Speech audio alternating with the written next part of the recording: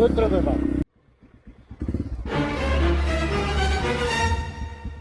Найс. Здравейте! Това видео от 16 септември и сега ще видим какво е положението с сутрешното движение. Още в малките преки е ето такова.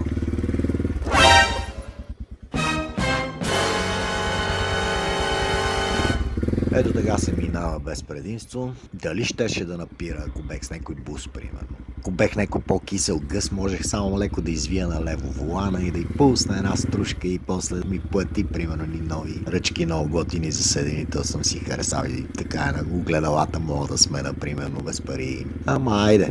Сега, когато летните отпуски и ваканции свършиха, движението в нашата любима столица много бързо се възстанови до пълния му блясък. Отнеми само 5-6 минути да се измъкна от кварталните преки и ето сега по булевард България какво си имаме тук. Още първите метри естествено попадаме на един от тези шофьори, дето трябва да е настъпил лосовата линия и си стои там. Неколко помръдвания, не се прибра. Трябва да намериме друг път.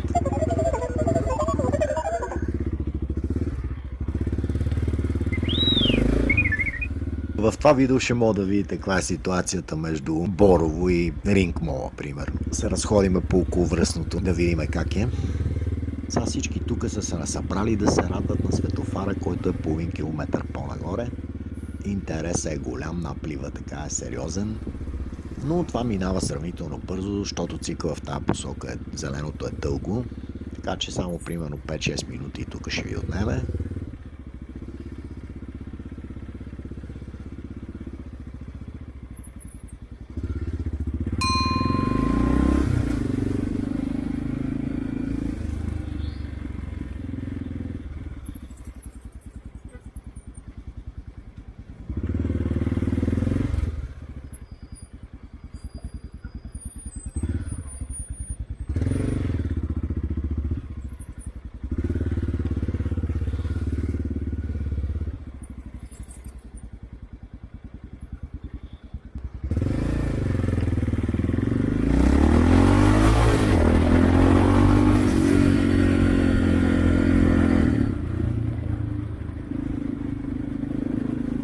Айде, минахме. Сега нагоре, тази колона е дълга, но пък затова е някаква разтегната, много е странна. Днеска обикновено са две колони гъсто наредени за хората, които се качат на детелината, посока Младост. Но пак добре, че ни пуснаха детелината, защото миналата година, почти цяла година, беше затворена детелината. И цялото това движение трябваше да се качи до първия светофар горе на Бояна, да направи обратен завой и да се върне да се качи по другата отбивка на околовръстното в посока Младост. Много беше забавно. Може да си представите, затръстването слизаше до Борово. Той въобще, Боянския мост е в много критична ситуация, ама парите от данъците за МПС-та и винетки нещо не се стичат в тази посока. Това е само някакъв си мост на околовръстното на столицата, що да го оправяме. Чакай да падне на някой на главата, па ще видим какво да правим, нали? Тя хранилката малка, говедата много. И така, ето сега вече качваме се тук и от тук би трябвало без светофарно бързо да стигнем до всяка една дестинация в източна посока.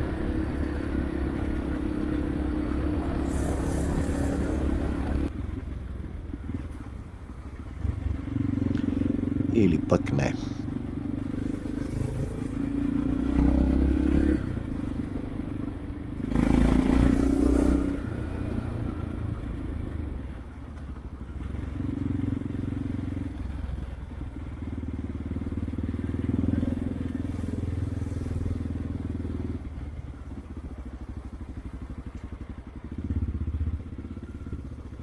Ето сега, значи стотици коли си карат нормално и нашия герой трябва да е вдясно. Моли малко навътре, бе, бе. Така, докато си карам из това задръстване и се сетих един стар виц. Знаете ли как псуват софийските шофьори? От понеделник до петък са: ей, селянин мръсен, ти къде се завираш, бе, да ти таком таковата? Събота и неделя са е копелен недно. Кой ще засичаш ти, бе, да ти таком таковата? Така.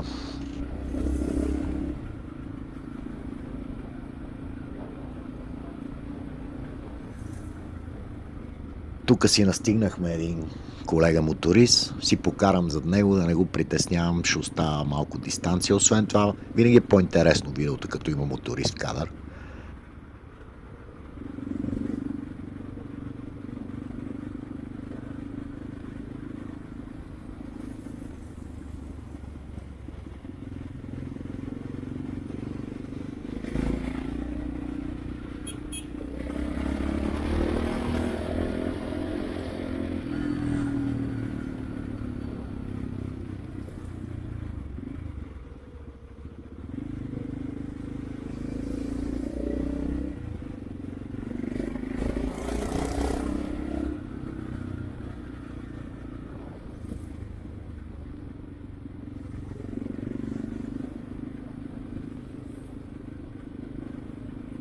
И ето така е с SUV-тата, много са големи за тия малки ленти.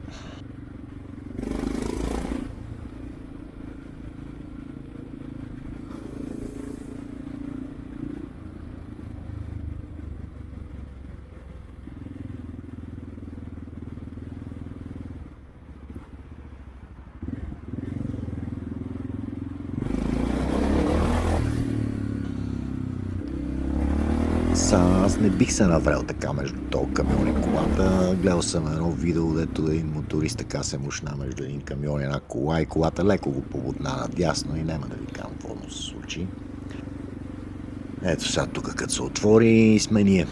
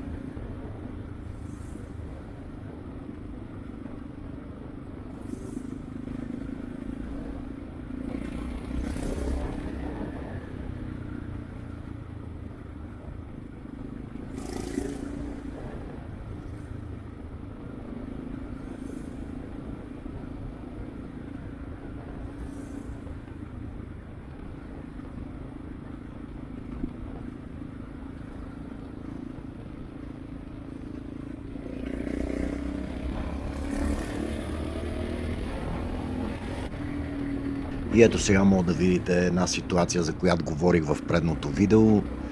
Човека реши да си се прибере, за да ме пусне. Аз пък бех решил, че ще му мина отдясно и не ни се получи разбирането, няма проблеми. Махнах му, че всичко е окей и си продължих по пътя. Но точно е за това говоря, значи много често се получава. Така че имайте го в предвид, ако карате бързо на слалом между колите. Мога ви се случи много редовно това нещо. Тук пък момчето, колкото и да му спазвах дистанция, точно така се случи, че точно като наближи някаква кола, искаше да се мушне пак между тях и ме видя в огледалото и се отказа да се мушне. Аз се мръднах в дясно, но както и да е, ритъма се наруши.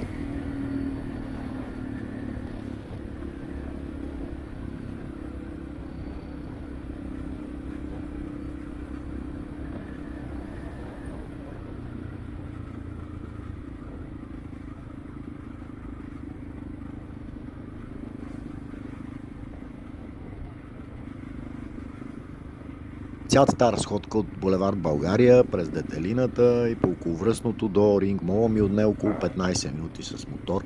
Много ми е любопитно някой, ако е пътува тази дестинация редовно, да каже с колата колко отнема. Ма така като го смятам, само от кварталните преки с кола е поне 15 минути да се измъкнеш на някои от главните улици. Оттам имаш поне 2-3 светофара да околовръстното още ни 15 минути. На 300 минута някъде успешно си се качил по Детелината. Окей, оттам вече зависи каква е ситуацията, всеки път е различна. Още 10 минути да стигнат. Не знам, нямам представа, но така с мотора поне се мушкаш, нали, лекичко, пак е бавно, но се минава, ако няма много герои, които да карат много вдясно, примерно.